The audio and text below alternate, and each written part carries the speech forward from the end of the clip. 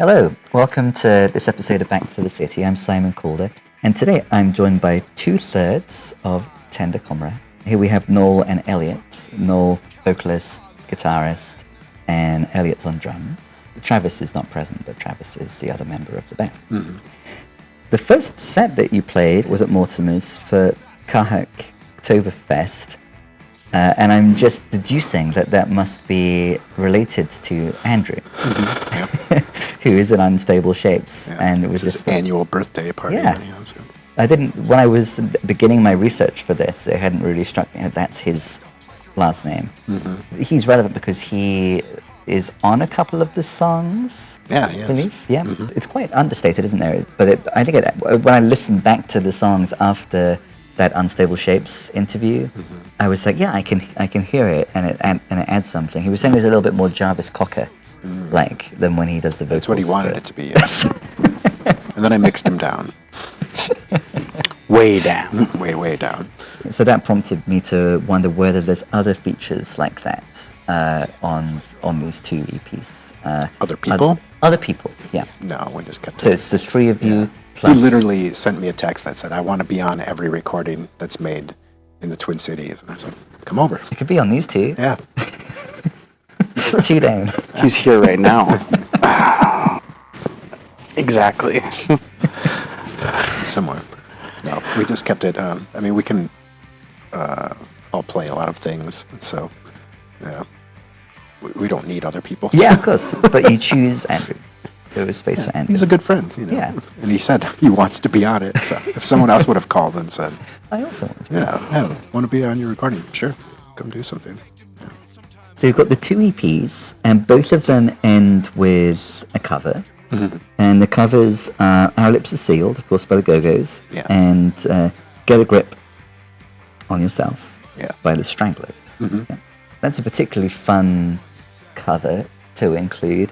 The worst crime that I ever did was play some rock and roll. How did you select those covers?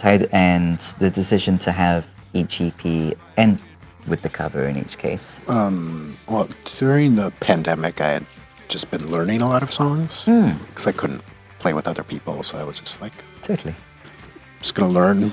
I haven't really done that since like high school. In high school, like all of us, when we start playing, we just learn a lot of other people's songs and play them. And so, I, for one, was doing that. Yeah. Yep. I just came up with a master list of songs that would be fun to cover in a band someday. And those two were just on, I think we were just rehearsing, and I just said, you guys want to try this one? And they were like, sure. Travis is a huge Stranglers fan, so that was a pretty easy choice. He was like, yep, we're going to play the Stranglers. I don't know, the Go-Go's rule. So it was. Yeah, they really do. Yeah. I was just. People forget about how good of musicians they are. Go-Go's rhythm section rules. Yeah, absolutely. I think we talked about maybe learning some covers as a way to just start playing something before we had a bunch of songs of our own, but we wrote a bunch of songs of our own pretty quickly. But I think the idea of doing covers, so we'll still. We're working on some other covers right now. Yeah. So it was kind of a strategy that wasn't as necessary as it could have been, but also it's fun. Yeah, I haven't been in a band in a long time that would play any covers. I mean, it was all about we need to write our own stuff, and this is why not? Absolutely. Mm-hmm. The idea is that we're a serious band.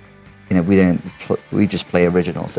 There is something silly, obviously, about it. Yeah, grown humans playing music is silly. Why take it so seriously? Let's be silly in a way that we. That you don't have to be the Dead Milkmen or anything, but you can have fun doing. Exactly. How maybe we'll do a Dead Milkmen song. Who knows? But yeah, it just makes it feel more relaxed. And the three of us have known each other for a long time. Elliot and I go very far back, and so. But we'd never. I think in one band we were in together, we tried to work on some covers, but they just didn't happen. It just didn't happen. But we even had back then, let's try it. I think we tried to do a Robin Hitchcock song. We talked about that, yeah. And which one? Mexican God. Okay. Time will destroy you like a Mexican God. Yeah, it's a good one. And then, which I still think we should maybe do that one. Let's do that in Tender Comrade. Yeah. Were you trying to cover it? We were in a band with a few other people for a while called Satellite Voices. Yeah, it was that band. I think we tried to do one more cover or thought about it. Can't remember what it was. But we've just been playing together. It's like, it's almost like, I mean, we don't know. Well, actually, I knew Elliot when he was in high school, but I'm older than him. It's like almost like, reliving that time when music was, it wasn't so serious and it was kind of fun. And, like it would be. The worst crime that I ever did was play some rock and roll. Mm-hmm. So you've been in very many bands. I first became aware of you through enjoying Deleter. Mm-hmm. Going into this particular project, the three of you, what kind of intention did you have? What kind of band did you think Tender Comrade would be when the three of you?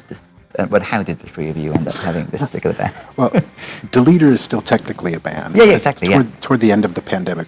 It's not the end of the pandemic yet, but when things got loose, we tried to get together and play. And we did one time, and it was fun, but some of the other members were crazy busy. I didn't mean to imply that Deleter was a thing of the past. It's fine. But after that rehearsal, some of the other guys were like, I'm too busy to play very often. And I was like, I got to play music more. Mm-hmm. And so I sent Travis a text. I was like, let's start something new. While those guys can't do, like, on the off time, something just really simple and fun. And the pitch was The Feelies meets The Fall. And he was like, okay, sounds good. Yeah, and it lives up to the pitch. It does sound like that. A little bit, yeah. And it was like The Feelies meet The Fall, but even simpler and even shorter. And then, like, well, who should we have play drums? And I said, I don't know, probably Elliot. And he was like, yeah, probably Elliot. And I sent Elliot a text, and he was like, oh, let me think about it. And then a little bit later, he's like, I don't have anything. That sounds great. I'm not doing anything. I don't have anything to think about. Let's do it. Yeah. And so then I'd come up with a couple of little parts or little riffs and recorded them on my phone and sent them. Were they ones that evolved into any of the songs here? Yeah, which all were of the them, first? Definitely. Which were the first to come? I think The Living Judge may have been one Yeah, of the that was one of them. The Asteroid was another one that was, just recorded little phone memos and sent those guys. And Elliot's like, cool, I got ideas. I think we wrote 3 or 4 songs like a first practice. Yeah, I remember being, like, I've never been in a band that works this quickly. Works quick, short songs. Works quickly. Yeah. Short songs, they're written relatively quickly. And I think to be simple. First idea, best idea kind of thing, or like embrace like all those like happy accidents and just run with them. Just keep moving. But like Travis is such a good bass player, and I understand his playing so well, and he's so easy to play with. And then Noel and I have been collaborating on music, talking about music, like living in a musical world for like 20 years. So I was like, I'll play with those guys for sure. So you have 2 EPs out, and each of them could be the length of a long song on it by a different band, which I love. They're well executed. Thank you. I like these short songs. I know what I'm doing. Yes. I know how to execute an idea. Yes. After many years of practice, it's finally happened. Yeah, it's fun. The first 2 tracks on EP1, Pleasure Right and A Family of Hangmen, I like that with both of those, the title of the song is essentially the chorus, and it just kind of so it's evocative, and then the other lyrics, I think, also kind of create a feel in A Family of Hangmen.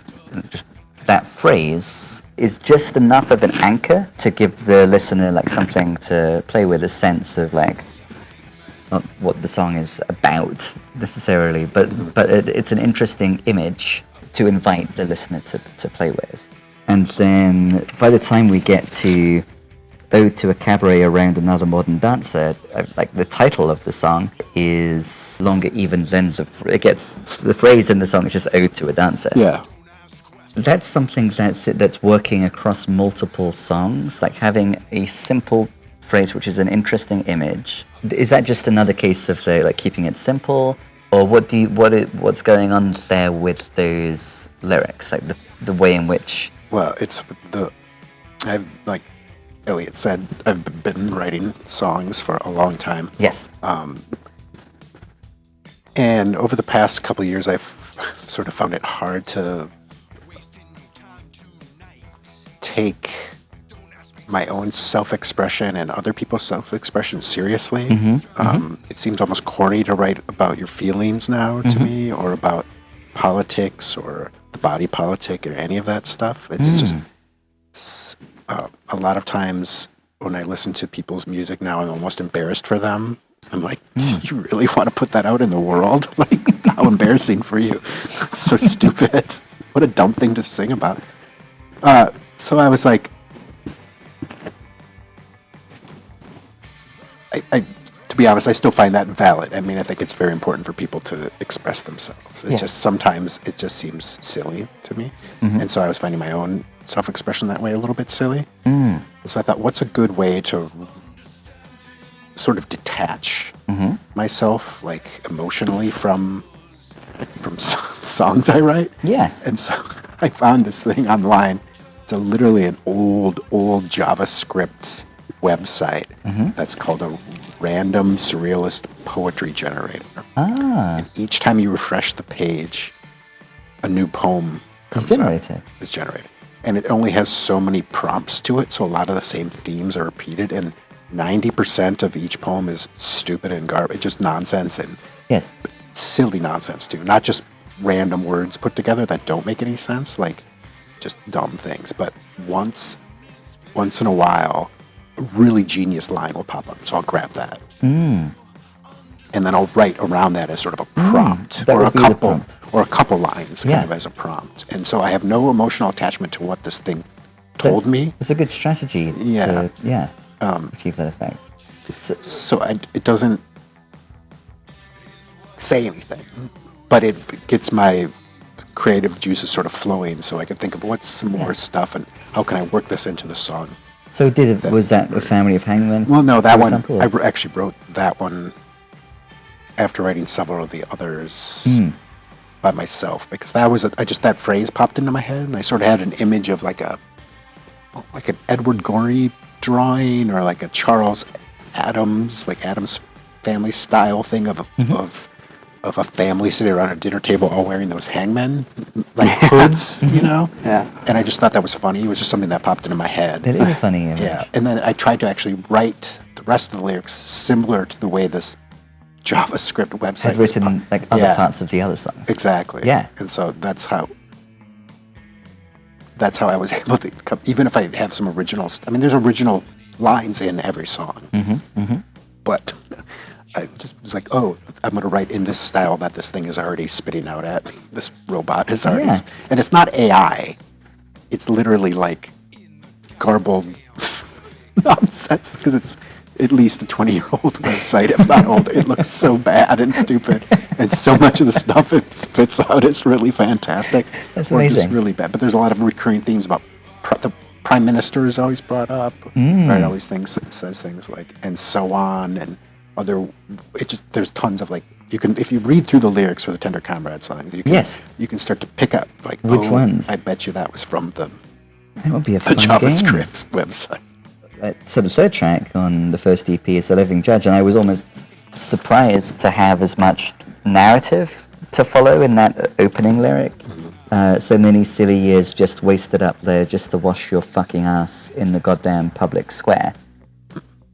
A lot of that is from the JavaScript. That is, yeah. A lot of it is. I mean, I think I added most of the swear words, but... good addition. Something, you've got to fit some meter in sometimes. Yeah. And also in the, I suppose it's the chorus, The Living Judge, living with anomaly is servile now and then. Yeah, that is straight from... That's really... Yeah, see, it's like, that's a great line. Yeah, exactly. I wouldn't have thought in that way. Yeah, I don't find myself like wanting to find out what it means, but I like that the verse and the chorus are complete grammatical units. They do playfully kind of invite... Yeah, it's supposed to evoke almost more of image than a feeling. Yeah. Like to make your mind sort of come up with a movie, sort of. Yeah. Or something, you know, Yeah. like a scene, opposed to like, oh, this makes me feel angry or Right. whatever dumb thing we feel when we usually listen to music. It's like, what is something? It's more intellectual. What can this make me? What images can this evoke, opposed to like what raw emotion does it make? Totally, yeah. And we have these characters. I think the movie metaphor is fitting for a couple of reasons. So the characters are like Aaron Eve Hangman, the living judge, the modern dancer. This is cast of characters. I like that. The other reason why the movie metaphor seems appropriate is because although Tender Comrade there is a song by Billy Bragg called Tender Comrade, but if I understand correctly, it's the Dalton Trumbo movie that is like the influence on the band having the name. Is that correct? Yeah. Yeah. And specifically, it was one of the movies that got him put on the blacklist. Yes, absolutely. And kicked out of Hollywood for a while. Yeah. Yes. So is that the reason why that... It was on a list of band names. If anyone wants one, I'll sell them for $25. I've got hundreds. That's a good deal. Yeah, I've got literally hundreds. It was on a big list of band names. I liked the way it sounds. I'd heard the Billy Bragg song first, probably when I was in high school. But I think those two words together sound great, and they're almost a contradiction in a way. Even though they're not supposed to be comrade, it's supposed to be friend and brother, but we think of it as soldier in a lot of ways. Yeah. And that's the way I think Dalton Trumbo kind of saw it. And he was really good at words. Yeah. So if you've ever read like Johnny Got His Gun, no. there's a movie based. Have you ever seen the video for Metallica's One? No. They took scenes from the movie they made of that, and it's about a soldier that in World War I believe, got his arms and legs blown off and his face mostly melted. And so he was just a husk in a hospital who couldn't communicate with the hospital staff. And it goes back and forth between his childhood, when his father was telling him to be a pacifist and saying, like, you don't want to get into this business. It's just it's bad news. And the kid dreamed about being a soldier and all these things. And then he goes and he gets himself all messed up. And then a lot of it in the present tense, it's him just wanting to die and him trying to figure out how he can communicate to his nurses to kill him. And that's Trumbo too? It's a Dalton Trumbo. Yeah. And it's heart-wrenching. They used moments from the film in the Metallica video. So I think that was the first time I heard of Dalton Trumbo when that came out. One thing is heart-wrenching, the other thing is Metallica. Yeah. It's Metallica. But it made me read the book, and I was like, "Oh, this is really interesting." So I don't know why I didn't right away put two and two together when Billy Bragg had the song "Tender Comrade" that it was a Dalton. But later on, I think I just Googled the song. I wanted to see him singing it live or something, and the first thing that came up was the film. And I was like, "Oh, I didn't know." And then the film is all about women. Yeah, mostly about women, but about people left at home when all the men go off to war, and how they basically start a commune. So they can live. Yes. So they're able to survive, and it's great. I'm a bit of a socialist myself, and so I thought it has a good message. Absolutely, and it sounds cool. It's two words. Yeah. It struck me as interesting when your band name made me think of both the Billy Bragg song and the Trumbo movie. That the movie is about the mostly women commune. And whereas the Billy Bragg song is like a man addressing a tender comrade, and the question is, when we return home to our wives and families, like, how will you speak about me? Will it be? Yes, I mean, the song perhaps asks the question of whether the tenderness that is felt. And I like in the song, it could also be taken like maybe as like a homosexual relationship, perhaps. Yes. Between two soldiers. Absolutely, it can be taken a lot of ways. So I think it's a really cool song. Yeah. So I like that it's nice that the band name gets one thinking about both the interesting song and the movie, and also just works well first and foremost as a band name. Yeah. Yeah. First and foremost. turning on a dime into a nickel. Was that you? Or I think that I like the wordplay of that. I think that one was me. Yeah, and that's in set notes. And I like that set notes again. What like intellectually, just the idea of somebody like holding life at arm's length through having notes, essentially, as to to guide in whatever way. And this song, placed in front of your eyes, you set notes. Life can be real. And this song seems to me to be touching on an unwillingness to improvise and be responsive or experience life. I don't remember any of the lyrics right now, so I couldn't Set tell. notes, he abhors suffering, gets sick and die. That's it. Despite the despise, life does move. The distaste for imagery succumbs to moods. Pretty good. Pretty good. Pretty good. Not bad. And then that also, set notes, he is an imaginative, a philosopher. That's it. Turning on a dime into a nickel. The distaste for bribery. Nonchalant. Yeah, I don't know what any of it means. I have no clue. But that one was completely written by me. But it was to be. But in the style of the other songs, I think it would be silly to be like, what does it mean? Let's try and put all that together. But to me, there's the sense of what if one has two set ideas about how things ought to be, one can end up not experiencing life to the full because of these set notes, because of Could be. seeing the note. Could be. That's what that's what the song clearly that's what the song caused me to think about. That's the point, is to get other people to think about it. I don't want to have to think about it. Right. But I enjoy making other people think about it. Give them a prompt. Yeah, I mean, that's what music does for me a Right. lot of the times, unless it's very, very obvious what it's about. But, I grew up listening to punk, and a lot of it is pretty straightforward, but my favorite stuff wasn't always quite as straightforward. Like bands like Wire were always a little bit more poetic, and it had more imagery in it. Even Dead Kennedys, even though the main subject matter might be pretty straightforward, but a lot of times, I mean, when I was 13, I didn't know what Holiday in Cambodia was exactly about. Right. Wire in particular, I can the lyrical style. I can see the continuity from Wire to your lyrical style.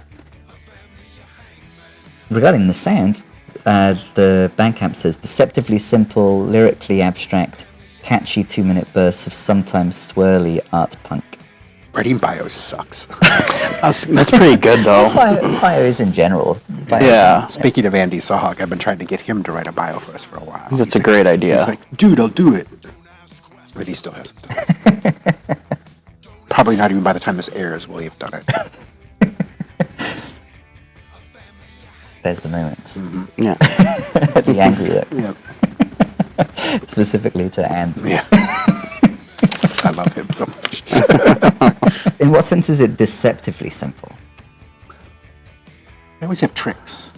Yeah. There's a trick in every song, pretty much. Yeah. Like we'll play a part 3 times and then 4, and then the next time we'll play it 4 and then 3. Yes, absolutely. Like a lot of little moments like that. Yeah, Pleasure, right, that song.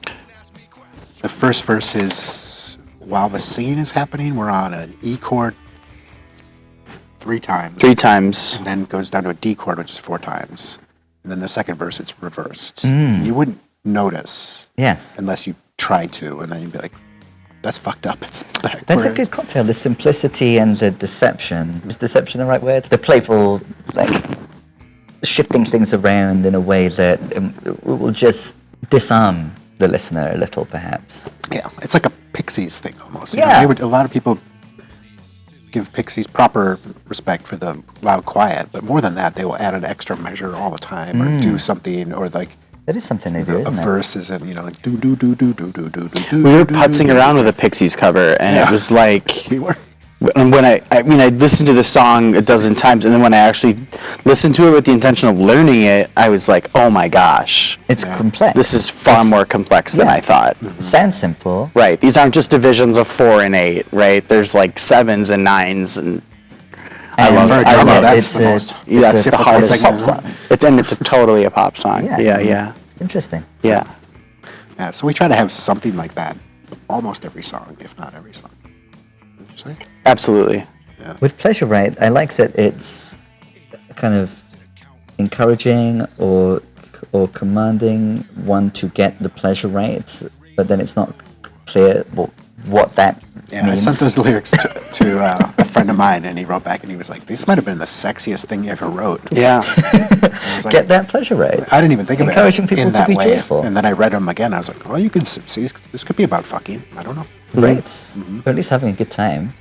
Yeah, in some way. I mean, pleasure. I guess that word is obvious, but yeah, I don't know. I'm not sure what it's about. Yeah, certainly sexy there. Yeah, I guess. Possibly the sexiest thing I you've didn't ever think of written. it that way at all. I've never been able to write a love song, so I was thinking about that just yesterday. About maybe I could just try to write a bunch of sex songs. Yeah, I'm all about that. Not sexy songs, thank you. Just sex. Sex songs. Yeah. Not, ooh, this is a sexy jam, but this makes me feel uncomfortable. Like all good section, everyone. A little bit. Steve Albini got there. With Songs of Fucking. Oh, Big Black. Big Black, Songs yes. about fucking, yeah. Songs about fucking, that's it. The song that isn't a sex song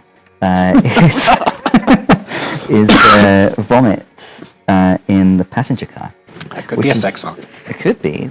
I wasn't expecting to come across that song, knowing the past bands.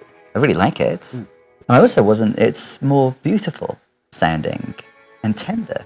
The tender part of Tender Comrade is there, I think, in this song and it has no vocals or lyrics, but No. but the Doesn't have drums or bass either. no, exactly, yeah, yeah. So, how did that come to be a Tender Comrade? That was another one I had recorded a voice memo and sent to these guys, and they were like, "That is really cool." Just as it is, they were. Yeah, well, and with an intention to work on it together. And by the time we recorded, we just hadn't. And I was like, I think I'm just gonna. I had the mics set up on the guitar amps, and I was like, I'm just gonna record it in one take and see how it sounds. I was like, I think this sounds cool. And I didn't even. I was like, I'm gonna put it on there. They're like, cool. Yeah. We still may turn it into a song, though. I mean, it We is a could song. still, yeah. I mean, it's a full band Yeah. song, but You're like, why not? we can do whatever. We wrote We it. can do whatever we We want. can do whatever we want. Yeah. Yeah. Anarchy. You can. That's the theme of the Yeah, of our afternoon. conversation. There's a really, speaking of Robin Hitchcock, have you heard his record called I Often Dream of Trains? Yes, but not recently. I can't remember. There's a fair amount of instrumentals just kind of randomly spread throughout that record.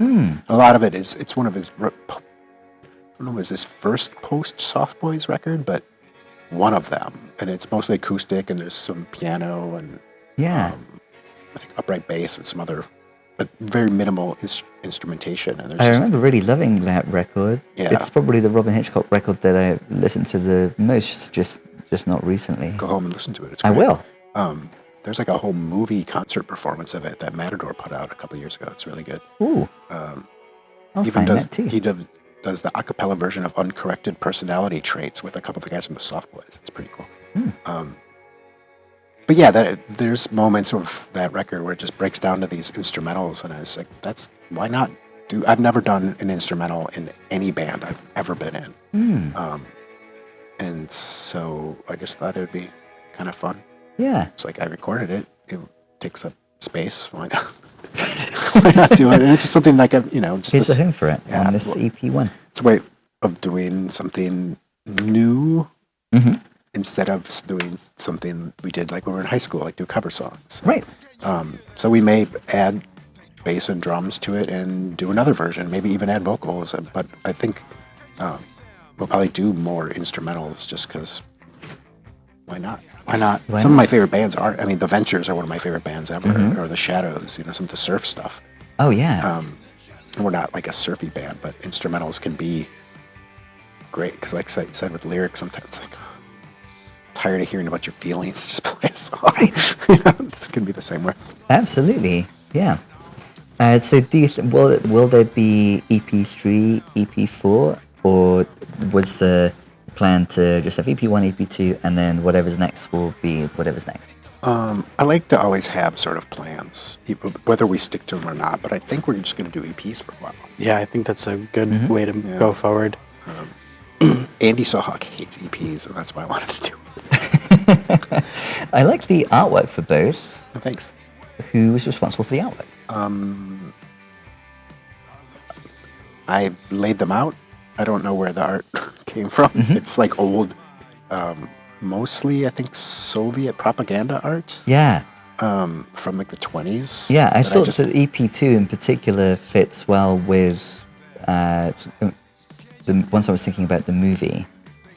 I thought that seems very fitting, like that cover. Yeah, that's I cropped out the Russian that was on it, but it was like old Russian propaganda art. Just post-revolution, so I think the 1920s. And I think it's when they were still trying to be like, hey, we're hip. You know, you can do hip stuff. It's not all starving farmers out here. It made me think of getting the pleasure right again. So yeah, but I think the next two we're going to use some original art that Travis painted. He painted these series of these red and black and white, or off-white paintings that are really cool and really cool. Evocative. He does a lot of shows, as most visual artists try to do, if they could, at galleries or salons, different places, coffee shops, wherever it is. And apparently he had some hanging at a hair salon, and some of the customers found them offensive. I didn't. It's wild because they're very stark red with some white and black, and I was like, these should be record covers. Some old ladies found them offensive for some reason. This is these fantastic, and they look great. So yeah, I think we're gonna do EPs for a while. I mean, we can. It's just it's easier to concentrate on 4 or 5 songs and put. Yes, you can be much faster. Absolutely. We write fast already, so we already have another one written. And that will be the artwork, do you think? Travis's, yeah, for sure. Yeah, that's what it sounds cool. And it's you can record it in a weekend and get it out quicker, and yeah, I love that. It's just more fun. And instead of sitting on, like, a lot of bands will sit on songs for trying to write for a long time just to get 12 songs, and then it can be a little half-assed, or maybe just the ideas, like your aesthetics might change in 6 months. So half a song is half our songs sound like. So it's less coherent than it would otherwise be. But when you have an EP, I mean, we're not very coherent to begin with anyway, but it just seems, more concise, and it's just more fun to put shit out more fast. And like today, it's like people take 2 years or more between records, in like the 60s, people would put out a LP twice a year. Every 6 months they would drop that. So people just forget now, if you haven't put out a record for 2 years, like, oh, you're still a band. But if you're getting something every 4 or 5 months, it's like, oh, they're still a band. So it's just nobody knows how to manage music, independent in particular right now, music, and we're in a brave new world. So nobody knows. Like, vinyl was cool, but I guess it's not now. I just read this morning. Damn. So I just don't know what the hell's happening. I have nostalgia for last week when vinyl was cool. Yeah, me too. I don't know. I just sold a bunch of mine. Well, then you're probably ahead of the curve. Yeah, because it's this week that it's not cool. So it sounds like you probably have more shows again on the horizon. Then, if you do you think you'll coincide like EP3 with like a release show? It's the way we've sort of been doing it, I think. Yeah. Do you have anything on the books? Nothing that I can say. Okay. There's a lot of things being planned, but there's a couple big ones that I can't quite talk about because we haven't completely wrapped them up yet. But okay, and if it is the case that by the time that this is broadcast, those details are wrapped up and the shows are announced, then I will communicate with visuals that are presently. There won't be. I don't think by the time it's airs. It's going to be. We're trying to play not quite as often. Partially, I mean, new bands need to play a lot just to get their chops, and I like that. I'm glad bands do it. But we've all been playing shows for so long that we would rather make it more of a, not an event necessarily, but make it a little bit more special by not playing even once a month. Like every couple of months to play a show. Yes. And that could be sort of dangerous because people will forget about you then too. And then try to play more inclusive shows. Try not to play bars as much. Of the few shows we've played, only one has been 21 so far. And that was the first one. That was the first one, and that's just because we played that because it was our friend's birthday. Yeah, totally. We had to play it. Good reason. But there's a lot of bars in this town, and there's not many places to play where a kid, not like we're going to have 13-year-olds come see us play, but if they would want to, we would make it inclusive. Well, if I have anything to say about it, I've got a 12-year-old, a 5-year-old. I'd like to be able to that would probably like to come and see. Bring my 1.5-year-old. The 7-year-old would not. Music's stupid, but just like when I was young, all ages shows. I mean, obviously I was young, so I couldn't do it, but there were a lot more all ages shows, and there just isn't as much anymore. So we're trying to play, and some more bars are actually trying to do matinees where they can have kids come, and that's fantastic. Yeah, like White Squirrel, for example. White Squirrel. Cloudland, I think. The show we played there was an 18+ show, and that was close. It's good. I mean, it's hard. It's hard to do all ages. I've talked to bar owners before about wanting to like invest in an all ages club, and they were like, "We've actually." A friend of mine who owns some bars, he's like, "I've looked into it, and it is just the insurance alone is insane, and the overhead is like you have to charge a lot more because people are not going to be spending loads of money on alcohol. And most of a lot of the music economy, sadly, is based on booze, and it's like, I'm not a drinker. Elliot's not a drinker. But we both worked at bars, and we know that culture, and it's just, I don't like it. I don't go to many. To be the unexamined default, for sure. Yeah, and that's exactly, so much music is sponsored by Budweiser or whatever, just by default, because it's like that's how a band gets paid is because of, do your friends drink a lot? And like, mine don't.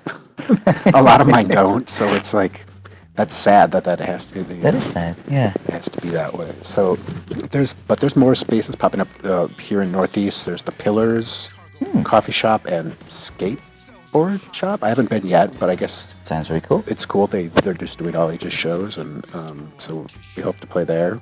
And those venues sometimes don't always, because they don't have money. They don't always sound great. They don't always have a great PA. But it's like that shouldn't stop a band from putting on a show. It's not always about how great it sounds. It's about seeing a performance. So and being part of a performance, and it being an inclusive event. Exactly. Yeah. Oh well, I'll look out for my opportunity to see Tender Comrade at the Pillars when it comes to when that time comes around. And in the meantime, I'm looking forward to EP3 and being very offended by the artwork that's on the cover. Apparently, it's very offensive. Terribly offensive. Is there anything that either of the two of you would like to add about any and all things Tender Comrade before we wrap up? I love you. I love you too.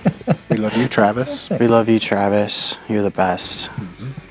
I'm glad I asked. It would have been sad if there wasn't the sharing of love there. No, I'm just so grateful to set drums up and play with these two. It's the best. Oh, lovely. It's the best. Oh, lovely. Well. Like Noel and I have been working on music for 20 years. It's like we have the same like production mind, and it's just the best. Playing music's great. Thank you for adding Playing that. music's great. Especially with your friends. Especially with one's friends. Yeah. Yeah. How wholesome. Yeah. Well, thank you for coming in today. Thanks for having us. You're very welcome. That was fun. I look forward to the next show. And I look forward to checking out some new venues that I'll have to come to that I'm predicting having an opportunity to check out whilst I catch the next show. This has been Back to the City, and there'll be a new episode again next Thursday at 10 p.m. one last time, thank you, Tender Comrade. Thank you. Yep.